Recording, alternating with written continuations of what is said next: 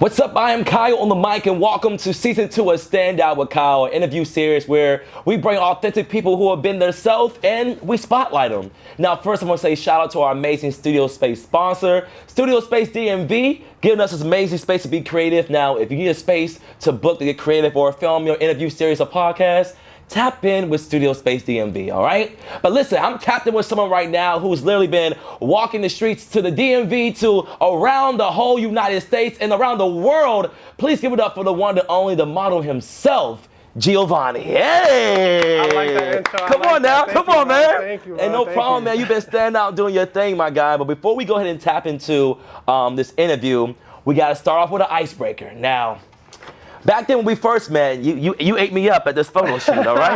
We killed it. No, you killed it. I was killed, okay? All right, now, Jada Imani M, shout out to her. She had a photo shoot she did with Apple on the iPhone. She invited everybody, and we were taking pictures. We were the only guys. I'm like, okay, I think I can smile and do whatever. You walked up, Jada's like, try something. He said, I got you. Every shot, I was like, God damn, this brother is legit a model. Now, you really have what it takes, all right? Thank you, bro. But right now, we're going to compete because you ain't about to eat me up no more, all right? And this game is called, all right, Style Gesture. So our Kramer is going to go ahead and give us a scenario. She's going to count down from 3, and we have to give our best pose reaction to the scenario, okay? All right? My collar. Oh, you trying to get started? Okay, say less. You're not going to, say less, all right? All right, Kramer, take it away now. All right, learning that your crush followed you on Instagram. All right. 3, 2, 1, pose. Oh, wait, damn, that may have been a bad pose. All right, who won? Who won? Who won? Maybe. Oh, he beat me. Oh, okay. But that was a bad one. I didn't even see you. I wasn't trying to look at you. It's all right. I was like thinking I was plotting on my next move. It's natural. All right. Mine over matter. He got a tad on him. It's all right. Okay, you got me. Boy, that's one for you. All right, we want to. Hey, all right. We're competing right now. I'm not your friend. All right. All right. So you look at this camera. I look at this camera. Okay. All right. Cool. All right. We'll do 3. Yep. When your phone dies in the middle of a heated argument. When your phone dies in the middle of a heated argument. All right, let's look at the cameras. 2, 1.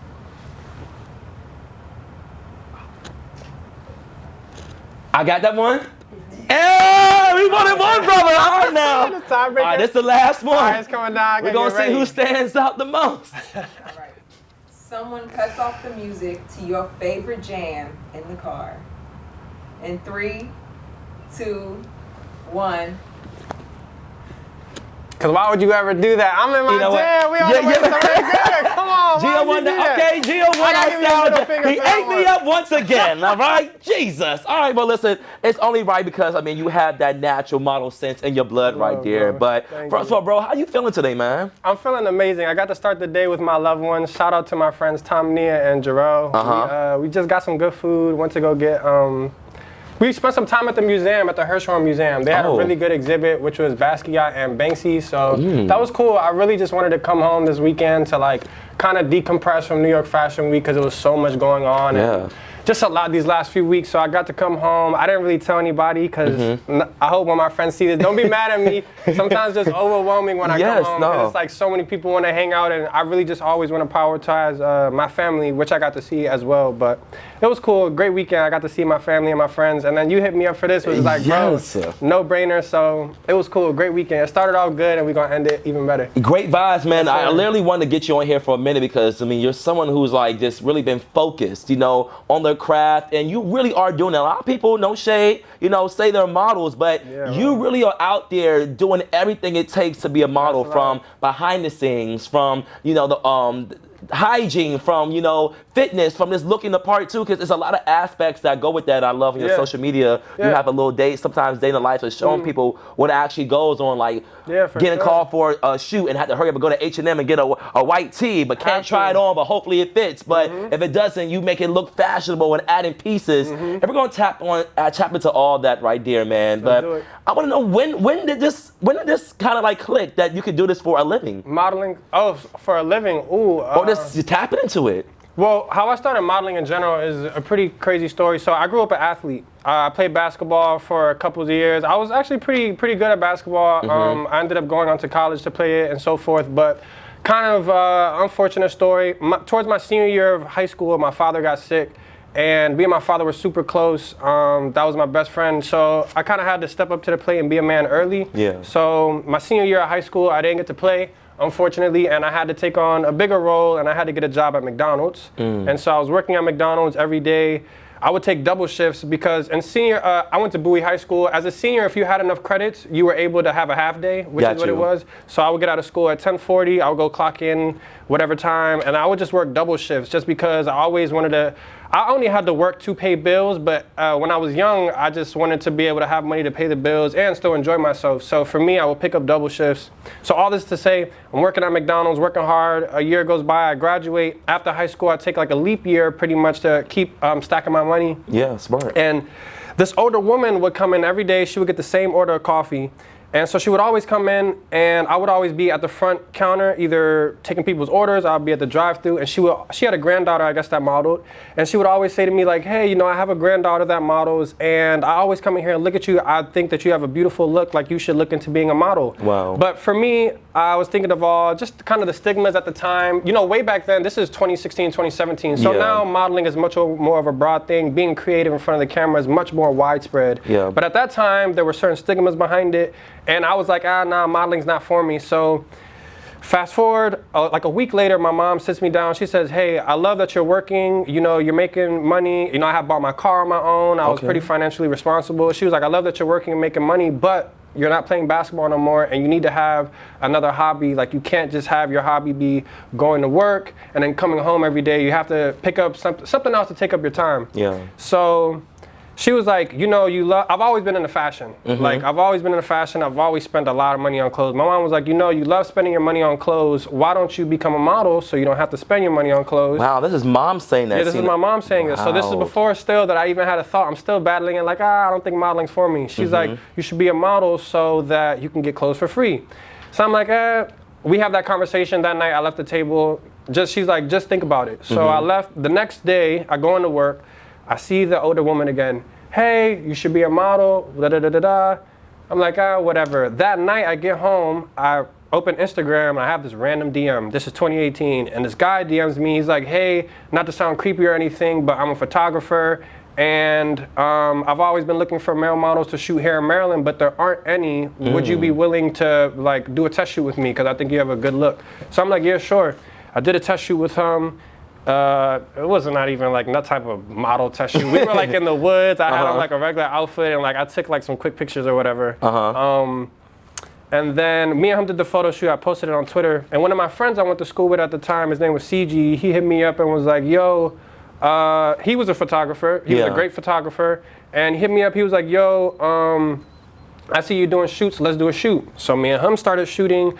Long story short, like me and him started shooting, and we had never stopped. We were just shooting with each other, like staying back consistent. and forth. Yeah, just grinding. I'm starting to pick up the feel of modeling. And for me, I was like, yo, there's actually, now there are models that have come out of the DMV, not to discredit anybody that's come before me or anything. Right. But at that time, when I was modeling in the DMV, there was not a single male model. I was like, probably the only male model at the time in the area. Now, I'm not talking about people that have made it out from here, but in the area, I was the only person. And so at that point in time, there were a bunch of photographers hitting me up because there was no male models, you know? So then it just started to build, and then I started to feel like, okay, I could take it serious. Or people started, before I even thought I could take it serious, people were thinking I was taking it serious. They were like pushing me towards it, and I was like, you know what, why not? I thought of it in the way of, this is a cool thing that I can buy into. I feel like I'm good at it. I already love fashion. Like, it came secondhand, and I was like, yo, there's nobody here doing it. So I kind of wanted to be like, yo, I'm the only. All right, he was the blueprint of the local models doing their thing. Yeah, so pretty much that was like the story to it. But I just never looked back since. That was 2018. So that was when I first started taking pictures, I should say. Got you. And then I finally got signed and like into the industry 2021. So it was a long grind before,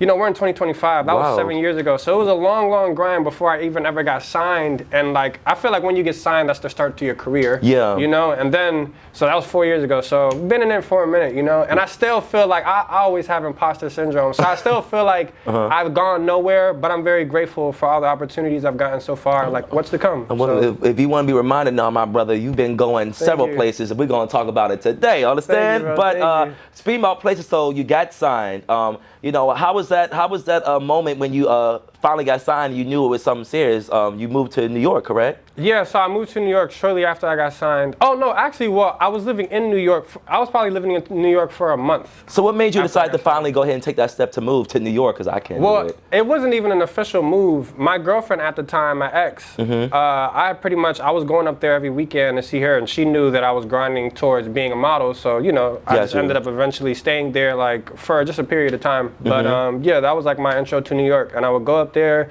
and literally I wasn't even like what it is now that I thought I was doing that was big. Like I don't even remember my path to getting signed, but even getting signed was like such a hard, you know, it's crazy because of what I've done. People think that like I don't get told no, but I've literally gotten like a million no's in my career and a million more to go, you know, but I appreciate the no's because when I get the yeses, it feels so good. Yes, that you've been working. Yeah, through it all. And even how I got signed, like I woke up one morning, I was just thinking about being signed. I woke up one morning at like 5 in the morning and I couldn't go back to sleep for some reason. And I was like, yo, while I'm up, let me just apply. And I had applied to literally 64 agencies around the world. Wow. And I got one yes, which is who I'm with now. So, and yeah. listen, and you with them, you've been traveling around the whole world. So talk about your first to you big model break. What was that big model experience that like when you knew like, okay, this is getting real? You know, once getting signed. Yeah. Let me think about it. I know so many. Come on now. Yeah. Come on, the brother's working now, okay? I feel like for me, my first realization as to like, okay, this is really getting real is this past February in 2025, I had walked for this brand called Todd Snyder. A lot of people viewing this are probably very familiar with Todd Snyder. He's an amazing designer, one of the top legends, and when it comes to like classic menswear, I'm a huge fan of classic menswear. I only literally wear like collars. Let me pop my collar. I love it. I need to make sure it's popped in the interview, but I only wear collars and buttons. So when it comes to like tailoring, nice pleated pants, you know, things that have creases, just nice fitting clothes and more elevated, more just menswear, that's what I'm a huge fan of. So Todd Snyder was like a dream of mine, and when I got to work with them, the team, I love everybody over there. That was like the first time. That was like one of my favorite brands ever. So when I worked for them, it finally hit me like, yeah. And a lot of the models in that show were like top 50 models in the world. So, wow. Yeah. And you the top 50 now. Come on, let them know. All right. We're on the way there, but it was that was the moment that I was like, okay, this is like. It's getting real now. Yeah, I'm moving up. No, for sure. And from there, I mean, I feel like every time you will post whatever you could post, but it's like you're traveling around the world. Can you talk to us about your first international show? Like how it was to get flew out to, to the model now, this not in the United States. I'm so glad you said flew out. So let me tell everybody this, right? Modeling is not, well, for women it's different. For men, there is no, well, you can get flown out for a show, right? But that is when you're working with the top of the top. Let's say you're working with Dior and they're having a show in Egypt. They'll fly you out to Egypt because also this is Dior with the hugest budget. Right. When it comes to modeling, for a man, you pay for everything out of pocket. Oh, wow. You pay for your flights out of pocket. Now, your agency can pay for it up front, but they're still taking the money out of your check at the back end. So regardless, me personally, I don't like things like that. I always pay for everything up front just because I've always been able to, thank God, I'm grateful for that. And just it's a grind. Like this is a career that you have to invest so much money into it. It's just like any other business, you are your own business. So personally, like I've invested well over 6 figures into my career over the last few years, and I don't know if I could calculate it and say that I've gotten the return yet. I've made a lot back. But it's an investment. It's an investment that down the line I know, well, obviously I'll get my capital off of it, but I don't think about money, Like in my life, it's funny because I was having a conversation with my best friend about this earlier. I've never been driven like to be rich, and I think it's because my father growing up, my father was very financially well off. I grew up pretty spoiled up until like the last 5 years of my father's lifespan, when his health declined. But I grew up with everything of money, you can say. Yeah. And there were times that like my father had all the money in the world, but he was genuinely he was very unhappy, And I feel like at an early age, unknowingly, it showed me that like you can have all the money in the world, and we traveled a lot, not internationally, but we traveled all over the US. We got whatever I wanted. Obviously under reasonable means. I'm not saying I'm like just this fucking spoiled kid. Excuse my words. No, you're fine. Let them use you. Like, not that I'm just like this spoiled kid, but we were able to get nice clothes when it came to back to school shopping, and we were able to take weekend trips. We had a vacation home and things like that. So I grew up pretty, in a nice upbringing, but all that is to say that like I've seen that you can have all the money in the world and like still be very unhappy, still have health issues, still have all these, and that's it. My father was the greatest man, and I'll go on a rant about him towards the end of this interview, but my father has taught me the beauties and the struggles of life early. So I think for me, my life has always been just more so about fulfilling my purpose, and I always knew that when it came to money, I'm not chasing the money, I'm chasing my purpose to get so great at it that it brings me all the money in the world. So at that point, I'm doing what I love, and I'm getting paid well off of it, No, for sure. And I appreciate you really being honest with that, with the upbringing, because everybody, tries to act like, or if they try to act like, no, I live this hard life, or I live this struggle life. No, if you were blessed to have, these fruits of your labor, but also it was a learning moment, because everybody thinks money equals happiness and this, but there's a lot of challenges that you were being so honest with, and I appreciate you being honest with that, because you're inspiring me, you're inspiring everybody in here, and those who are watching, like, things may look good, but there's struggle with success, and there's everything that may be like monetarily good may not be also good for you as well. Yeah, for sure. And they're learning lessons, and you learn from it. It's how you pivot. Yeah, exactly, a lot of it. And I just learned that my father had his own business. Like, he didn't work for anybody, and like, my mom was a stay-at-home mom, so I got to see what it was for like a hard-working man. My father was an amazing, phenomenal man in every category. Like, he took care of his family. He just made sure everybody around him was good. He was very smart. Me and my father's birthdays were 2 weeks apart. We're both Gemini, so I feel like I'm a Gemini too. Genius. Come on, we are the best. Wait, what's your birthday? Genius, June 19th, Juneteenth. I'm June. Come on, look like it. It's in the blood, all right? Come on. I love greatness. That. Come on, he said for the people, for Gio. All right, come on, and for Daddy. But I'm June 10th. But I feel, so Geminis, we're very adaptable. Right. We can go around anybody, or we can indulge ourselves into any type of activity, and just get great at it very quick. And they hate us so bad. Exactly. Because they can't beat us. Exactly. Shout out to all other signs, but Geminis, we run the world. Exactly. So my father just taught me early that like you don't have to limit yourself to one thing, but just work hard at what you are truly passionate about. And that's so a lot of people don't know about me. I also work in IT. Like, I've worked in IT for the last 7 years. I had a long stint working for the government for about 5 years, and I moved on. I'm not saying where I work now, so you guys don't come. Yeah. Like, you have the groupies, the fans, everybody loves Gio. But I do both. I work my day job, and nobody will ever guess it, because everybody always thinks that like I full-time model. But I'm not a person. I don't put. Well, I mean, there's nothing wrong with putting all your eggs in one basket. I'm all for taking the biggest risk, but I'm also a person that I like to, do what I'm passionate about. And I was always passionate about computers just as well as modeling. So for me, it was like, if I'm able to have a job where, it pays me good, and I'm also able to balance it with my dream, why not be able to financially support myself while I'm doing my dream? Smart, and this don't last forever. It's just like with sports, with anything, you learn from that. You could be doing something for so long, it's something that can happen, or there may be a sacrifice, or a calling that you may have to take on that, okay, I might need to find another alternative, because this may not last, forever. Modeling now has changed, it's ageless, but it's a lot of things that could happen. Exactly, and so for me, this ties back into saying I grew up an athlete. So when I went to college, and I went to this school called Allegheny. I was playing on a basketball scholarship, but my major was computer science. And so I was already indulged into the IT field, whatever.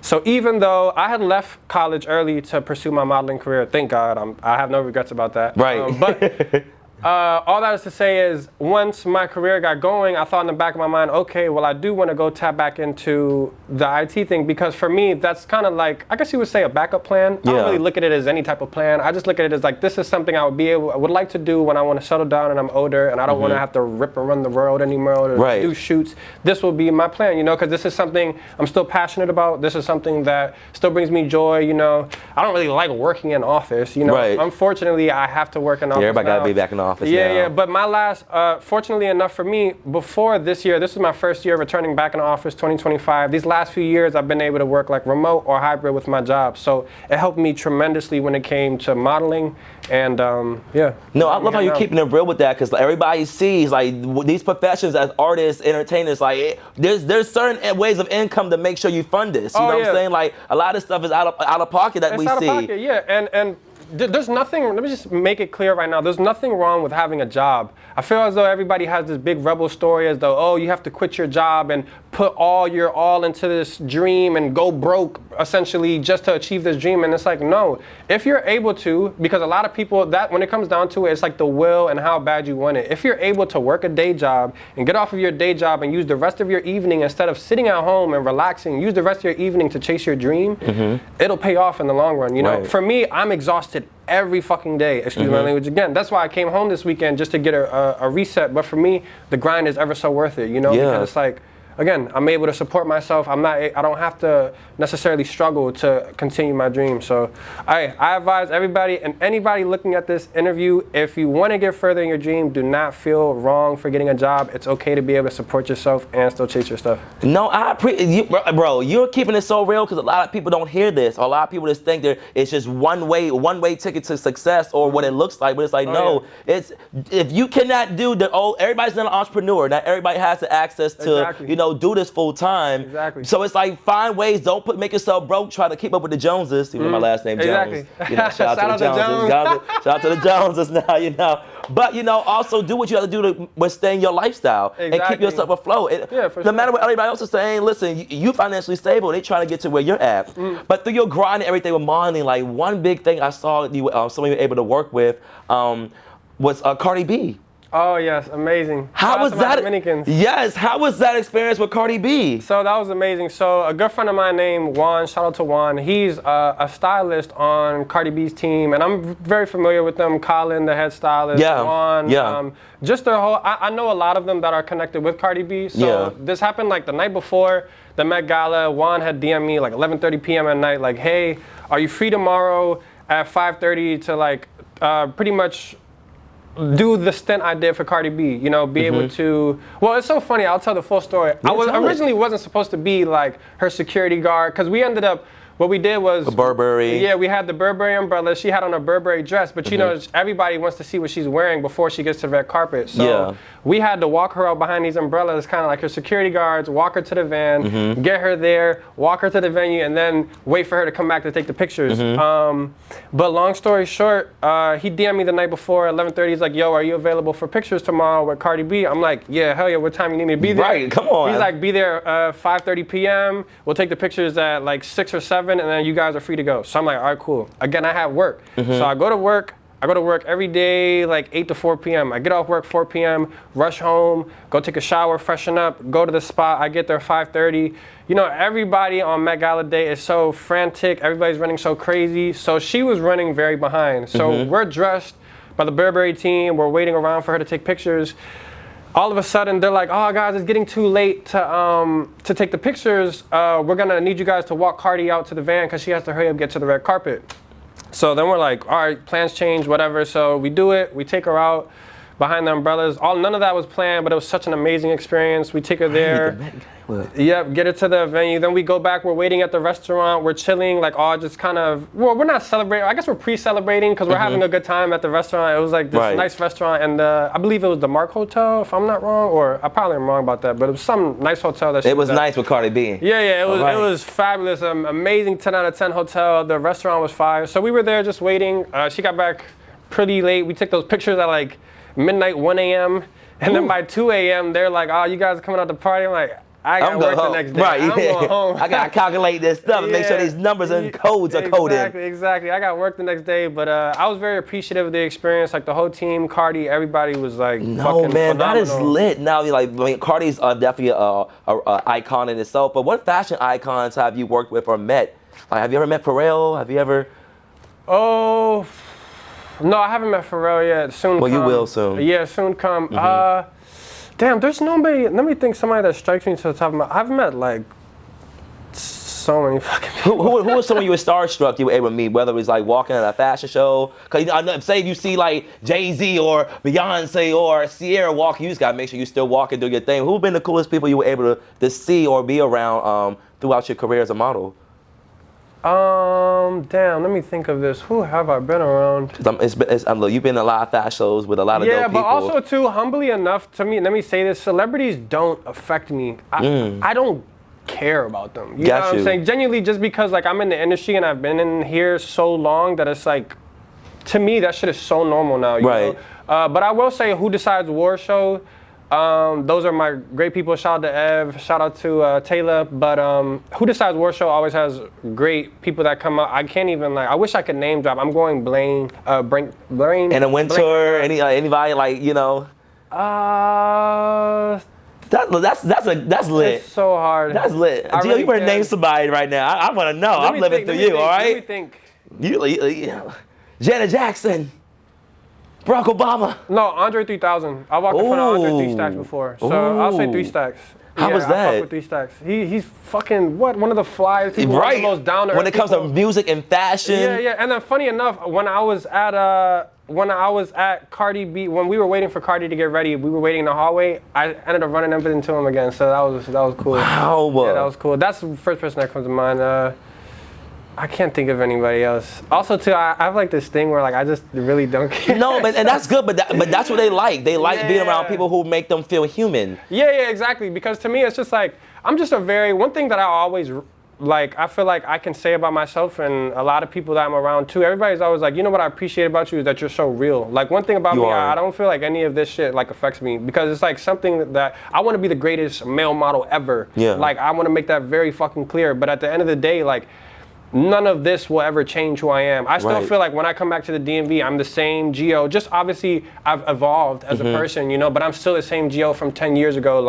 I still do the same. Well, I don't do the same things every day. My lifestyle. Yeah, you mature, but I just love how you stayed yourself in this industry. In an industry that can really make you, formulate you to what they want you to be. Listen, we both been in the industry, so we know things you're around and things you see. So it gets a little. You have to be very mentally strong. And one thing I can say. Shout out to my best friend, my brother. I don't even call him my friend. This is my brother Lay. This is literally my right hand man. This is when I think of if I had one friend in the world, who would this be? My friend Lay. He always keeps me grounded. Not in a way that he needs to bring me down to earth at any point in time, but I always know if I'm going through this journey, I always have my brother with me. And anytime I have any type of hardships, I have any type of hiccups, or I have any type of things I need some type of advice about, I always call my brother. And even when I go to Paris and I go to these places, he's always with me. Maybe not on every trip, but he's always there when it counts. He comes to my shows, he supports.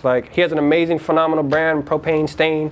You guys go check that out. I'm sure you guys already know about it, but that's my brother. I love him to death. I know he see this, bro. You know what it is with us. So. Yes, you got to make sure you stay away from the weirdos, the temptation, the group. Because I know the women be all on you. I know that. I know in the modeling world they see it where they hey, then Giovanni. You probably had that Giovanni with that little accent to it. I'm sure ladies love you, so you got to make sure you're staying safe out here. I know they be all on you, man. Also, I want to give you your flowers. Congratulations, you recently had your own spread in the magazine. Yes, thank you. How was that? And explain to those who don't know what a spread is. What is that? So a spread is it's basically when you have multiple pages in a magazine. You don't just have one page. You'll have if you flip the page and you flip it again, it'll just be basically you. And it could either be you and other people or. But this one was just you. Yeah, this was me myself. It was just Giovanni. That for me was huge. Shout out to my friend Keezy.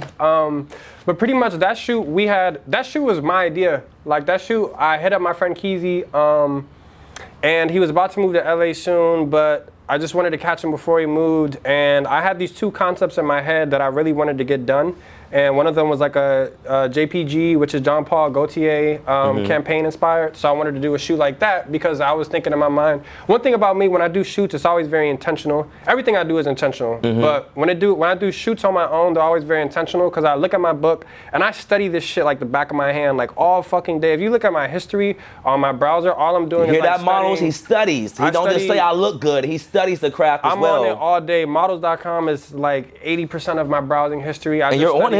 Yeah, I just got on the models.com. You just got on models.com. So congratulations. Thank you for that too. Yes. So that's a worldwide database of successful models in their career or that have worked with great brands. So I've been wanting to be on there forever, and I've always felt damn, this industry just purposely ignores me. So that's why for me, when I posted it, I was about time. It wasn't in a way to feel no, talk your ish. You know what I'm saying? But I always just you've been standing out all these years, about time. Y'all been sleeping on me for this long, and I've worked with these top clients around top models forever. So it's I feel I finally got my shine, and I've worked for it. So I'm not gonna sit here and be obviously I'm so grateful, but for sure. Yeah. Yeah. But after a while, I was like, put some respect on my name. Yeah, about some motherfucking time. Yeah, it's about that time, Lizzo, all right? Yeah. But speaking about time, I love how you take time out and you give back. Now you have, you do classes here and there to teach, show models how to take headshots or take headshots up down to prepare for like modeling auditions and things like that. Talk about that briefly. So I have classes. So for me, right? Okay, so this goes back to the original story of being like the only male model, I guess per se, at the time in Maryland. Now, when I started modeling, shortly after, there were a lot of males that picked up on it. So I'm not going to sit here and keep saying only male model as if I'm for sure. I get what you're saying. But basically to say, at that point in time, I didn't really have anybody that I knew that I could reach out to for advice. So I used to find top models and DM them, and I would just be like, hey, I'm looking to get signed. Do you guys have any pointers, anything for me? I would never get responses. I'd get left on scene. If I did get a response, it was a half-assed response. That's basically like they're just talking in circles. They're not really giving me any type of leading information. Gatekeeping, basically. Yeah, they're pretty much gatekeeping. And for me, I have made it a promise to myself, like, yo, when I get to a point in my career where I still may not be the biggest, but when I get prominent enough to where I feel like people will take heed to what I have to say, I'm gonna start doing classes at an affordable price, just so, because it's not gonna be free. I've invested fucking, like I said, right. I'm gonna get some of my return in there. Because I gotta travel to Paris, I gotta pay for it. I put so much into my classes. Like I put so much time with my classes.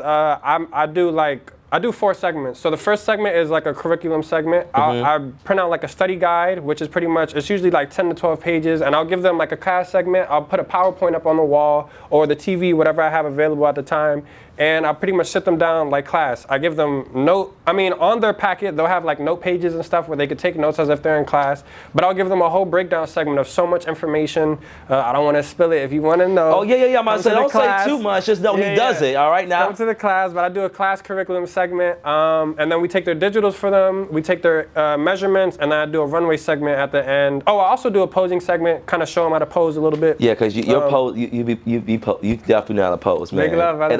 And that's the one thing with modeling. I love how you're confident in yourself too, because people think, like you said, the stereotypes of modeling, like people feel like you gotta be hard up, but sometimes the poses have to be softer. Sometimes you have to do something that's out the box a little more to what people think is feminine, but it's not. It's fashion. So let me tell you. So I mean, as we both know, we grew up in the DMV. We know here, masculinity is toxic masculinity, I should say, has always been at an all-time high. Yeah. Here, a lot of males don't even have female friends. You know, that's a rarity, which is insane to think about or to say out loud, but a lot of males don't even have homegirls. They don't know how to just be around or exist around women. Toxic masculinity is at an all-time high. So for me, that goes back to the stigmas I said that I wanted to model to break. I wanted to show like, yo, nobody's gonna play with me. I know myself. Wouldn't nobody be able to play with me off of, me certain modeling, poses or things you want to do, and things. So I was like, yo, I'm gonna show people that like you could do this. You could buy into your femininity and still be a straight, successful man, or do whatever you want to be. I support all communities at the end of the day. I love everybody, but at the end all of the day, love here with Stand Out with Kyle and here with Gio. But I just wanted to show like, hey, you could be a guy from the DMV that still is very confident in yourself, and you're still able to buy into these things and make the photos come out how they're supposed to. So now, man, listen. Deep. You definitely are been dropping gems, and I love that we're able to spotlight your journey and anything. Before we go ahead and wrap, could you look at this camera and tell the world what makes Gio stand out? My hard work and effort. Nobody watching this video, and all respect to you and your grind, you will never outwork me. It doesn't matter if I get 1,000,010 no's. It doesn't matter if I get 1,020. It does not matter. I posted on my story the other day, if it takes me 30 years, I will be the greatest ever, and you'll have to watch it, and you'll have to congratulate me. Even if you don't congratulate me, you'll have to watch it. And that's what makes me different. You'll never be able to tell me no enough to make me quit. Because at the end of the day, I know I'm going to be the greatest. And there's nothing you could tell me to ever stop that. Oh, so, come on. All right. Come on now, my guy. Confidence. Confidence, but also, like, I love it. It's confidence, not cockiness, because you're secure and you worked hard for this. And you also show love to other people, and that's why your career has been successful as it is. Gio, let them know where they can follow you at all social medias. Oh, you can follow me on Instagram at Giovanni R. Canella.